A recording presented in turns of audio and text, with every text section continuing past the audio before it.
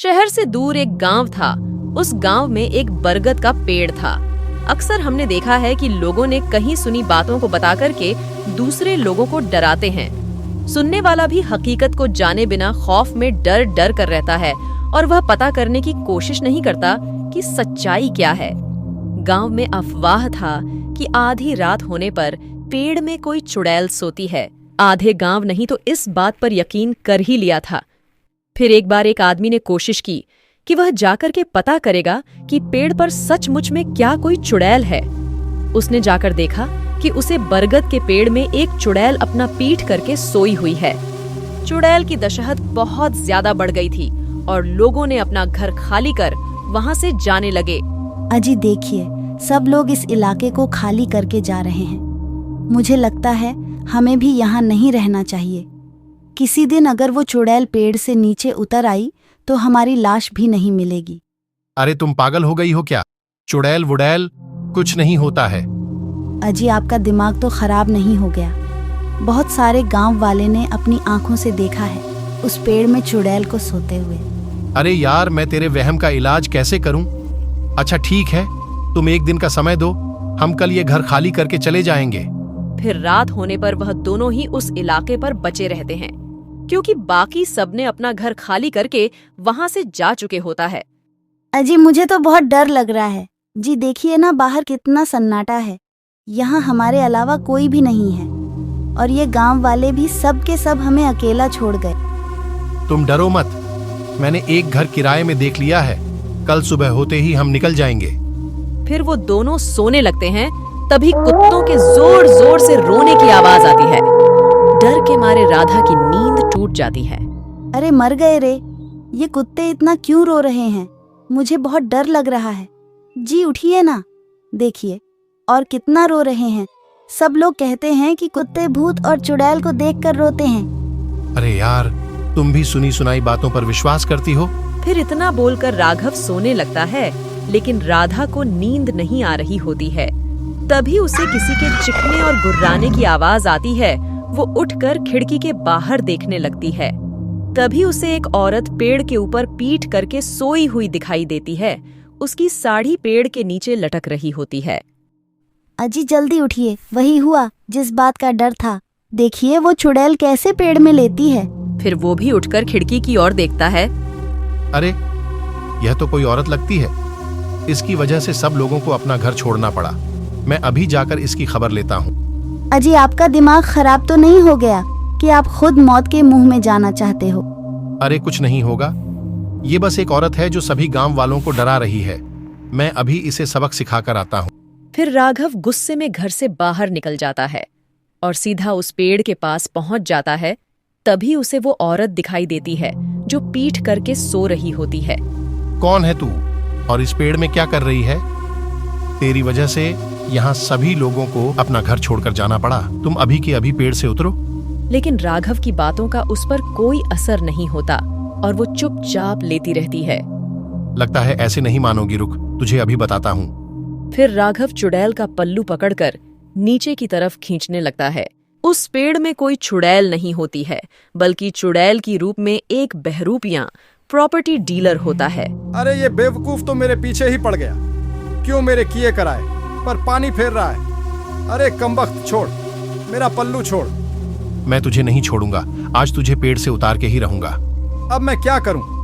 अगर इसे मेरे असलियत के बारे में पता चल गया तो सभी गांव वालों को बता देगा। नहीं नहीं, मैं इसे अपनी असलियत का पता नहीं चलने दे सकता। फिर वो आदमी भी अपना पल्लू पकड़कर जोर से ऊपर की ओर खींचने लगता है और कुछ ही देर में राघव को पेड़ के ऊपर खींच लेता है। पेड़ पर पहुंचकर राघव को चुड़ैल की असलियत के बारे में पता चलता है।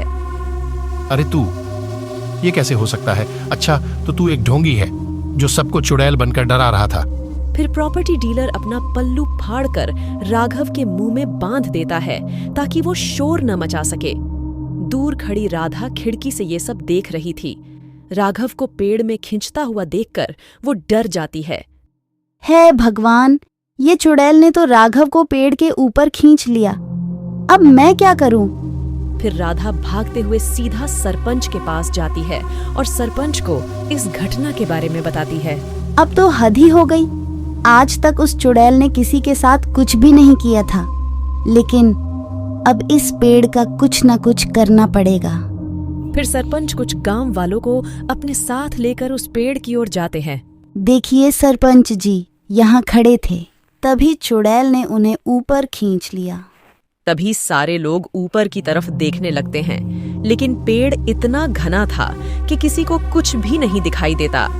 वही पेड़ में वो प्रॉपर्टी डीलर छुपा होता है और उसने राघव को पेड़ के साथ बांधा हुआ था।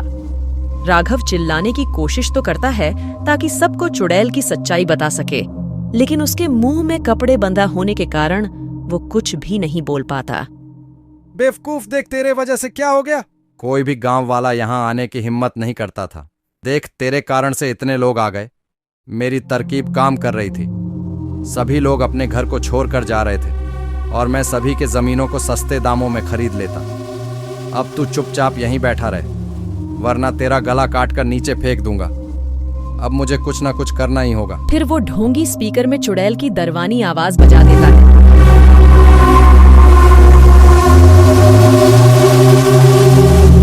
अरे मर गए रे सरपंच जी। मुझे लगता है वो चुड़ैल जाग गई है, तभी वो चुड़ैल गुर्रा रही है। हमें यहाँ और नहीं रुकना चाहिए। नहीं, हम और डर के नहीं जी सकते। आज इस चुड़ैल को मजा चखाना ही पड़ेगा। रोहन, जल्दी से इस पेड़ को आग के हवाले कर दो। ना रहेगा बांस, ना बजेगी बांसुरी। नहीं नहीं सरपंच जी, अगर आज आपने पेड़ में आग लगा दी तो मेरे पति का क्या होगा? राघव अब तक मर चुका होगा। उस चुड़ैल ने कब का उसे खा लिया होगा। उसके बचने की कोई उम्मीद नहीं है। अरे मर गए रे, ये गांव वाले इस पेड़ को आग के हवाले करने वाले हैं। तभी ये सब सुनकर राघव छटपटाने लगता है। फिर ढोंगी राघव के मुंह से कपड़ा हटा देता है। अरे बेवकूफ, आज तुम नहीं बचने वाले हो। अरे बेवकूफ, तुम मेरा पर्दाफाश तब करोगे जब तुम खुद जिंदा बचोगे। फिर सब गांव वाले पेड़ को आग के हवाले कर दिए। अरे अरे मर गया रे कमबख्त आग। अरे गांव वालों रुक जाओ, यहाँ कोई चुड़ैल नहीं है। मैं तो बस चुड़ैल बनने का नाटक कर रहा था। उनकी आवाज सुनकर सब हैरान हो जाते हैं। सरपंच जी, ये चुड़ैल की आवाज को क्या हो गया? ये मर्द की आवाज कैसे निकालने लग गई? सरपंच जी, ये आवाज इन्हीं की है। ये जिंदा है, आप कुछ कीजिए ना। अरे रोहन, लगता है यहाँ कुछ गड़बड़ है। जल्दी से आग को बुझाओ। फिर गांव वाले भर भर कर राघव के घर से पानी लाते हैं और पेड़ की आग को बुझाने लगते हैं। कुछ ही देर में आग पर काबू पा लेते हैं। फिर राघव और ढोंगी पेड़ से नीचे उतर जाते हैं। ढोंगी को चुड़ैल के रूप में देखकर सब चौंक जाते हैं। अरे ये तो इसी गांव का प्रॉपर्टी डीलर राजा है। ऐ कमबख्त, तुम यहाँ चुड़ैल बनकर क्यों रह रहे थे? गांव वालों मुझे माफ कर दो, मैं लालच में आ गया था। मैं चुड़ैल का डर दिखाकर उनको जमीन पर कम दामों में खरीदना चाहता था। मुझे माफ कर दो। फिर सरपंच ढोंगी को पुलिस के हवाले कर देता है और सारे गांव वाले अपने घर आ जाते हैं।